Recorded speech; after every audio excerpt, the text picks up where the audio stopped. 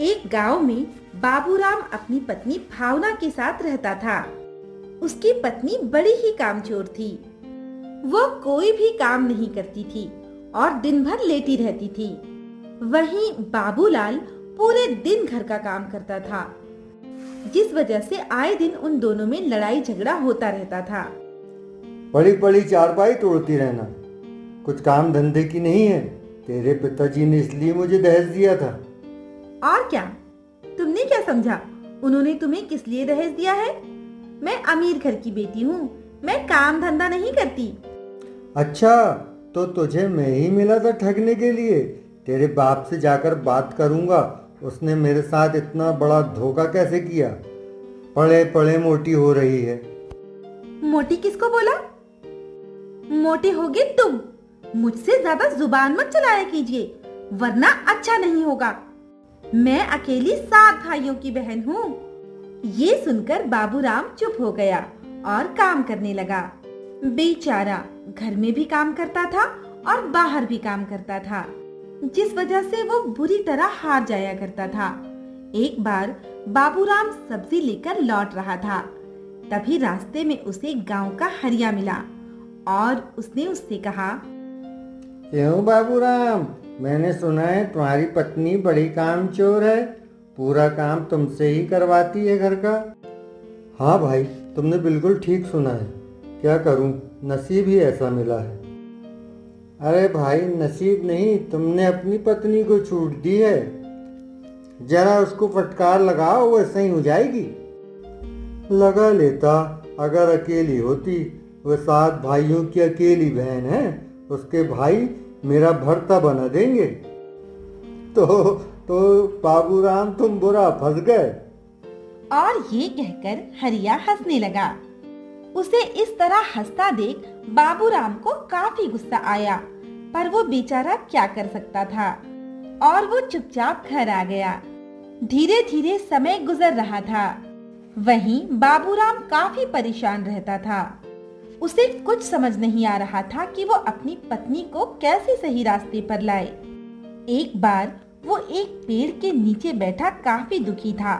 तभी वहां से एक साधु गुजरा और उसने बाबूराम को दुखी देखकर उससे कहा, क्या हुआ, तुम इतने दुखी क्यों लग रहे हो?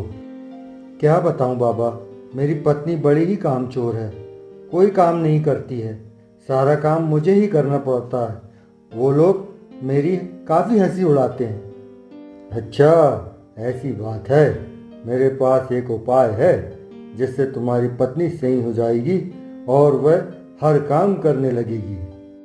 और ये कहकर बाबा ने उसे एक उपाय बताया, जिसे सुनकर बाबूराम काफी खुश हुआ और अगले दिन उसने काम करते हुए कहा, मैंने सुना है जो कोई भी अपने खेतों में काम करता है उसे जेवर मिलते हैं। ये सुनकर भावना काफी खुश हुई और उसने अपने पति से कहा, क्या आप सच कह रहे हैं?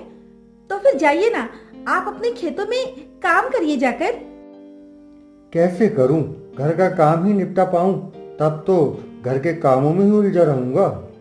अरे ऐसी बात नहीं है, काम करके चले जाना।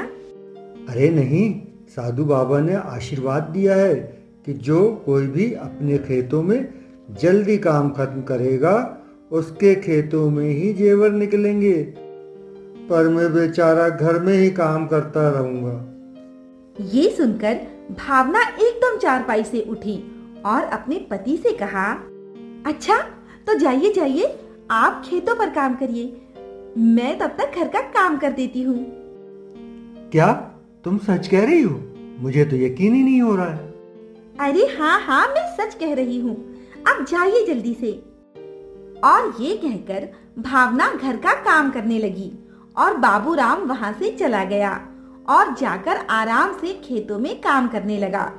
शाम को जब बाबूराम आया तो भावना ने उससे कहा, तुम मेरे लिए जेवर नहीं लाए? क्या खेतों में जेवर मिले नहीं? अरे नहीं, क्योंकि मुझसे पहले बगल के किसान ने पूरा काम कर लिया था, तो इसलिए उसके खेतों में जेवर निकल आए। मैं कल सुबह ही खेतों पर चला जाऊंगा। हाँ हाँ, आप कल सुबह ही चले जाना। और अगली सुबह उठकर भावना जल्दी जल्दी काम करने लगी और ये देखकर बाबूराम काफी खुश हुआ और वो उठकर सीधा खेतों पर चला गया। और आज भी उसने कोई ना कोई बहाना बना दिया।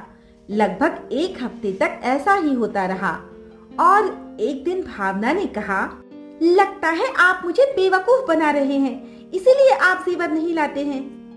ये सुनकर बाबूराम ने मुस्कुराते हुए भावना से कहा, तुमने बिल्कुल ठीक समझा और तुम ही बताओ इससे तुम्हें कितना आराम मिला।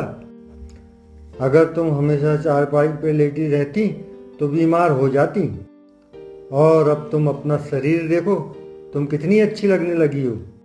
अपनी तारीफ सुनकर भावना बहुत खुश हुई और उसने अपने पति से कहा, आप बिल्कुल ठीक कह रहे हैं, मैं गलत थी। काम करते हुए मुझे एहसास हुआ कि औरतों को घर का ही काम शोभा देता है और अब मुझे बहुत खुशी होती है घर का काम करने में। ये सुनकर बाबूराम बहुत खुश हुआ और उसके बाद उसने भावना से कहा, तो इसी बात पर तुम अपनी आंखें बंद करो, मैं तुम्हारे लिए कुछ लाया हूँ। ये सुनकर भावना ने आंखें बंद की तो बाबूराम ने अपने हाथ आगे किए और फिर उसे आंखें खोलने के लिए कहा। जब भावना ने आंखें खोली तो वो बहुत खुश हो गई क्योंकि वो उसके लिए चांदी की पायल लाया था। फिर उसने अपनी पत्नी से कहा, मुझे बहुत खुशी है कि तुम सुधर गई। मैं बस यही चाहता था, इसलिए मैंने ये सब किया था। ये सुनकर भावना बहुत खुश हुई।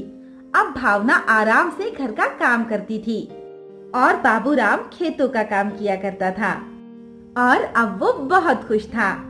और उसने उस साधु का भी धन्यवाद किया क्योंकि उसी ने बाबूराम को ये उपाय बताया था। तो हमें इस कहानी से ये सीख मिलती है कि जहाँ बल काम ना करे वहाँ बुद्धि का उपयोग करना चाहिए, क्योंकि कई बार हम बुद्धि से वो काम भी कर सकते हैं जो बल से नहीं किया जा सकता। तो दोस्तों, कैसी लगी आपको हमारी कहानी? अगर पसंद आई हो तो लाइक, शेयर एंड सब्सक्राइब करना ना भूलें और ऐसी ही दिलचस्प कहानियाँ देखने के लिए बने रहें हमारे चैनल पर।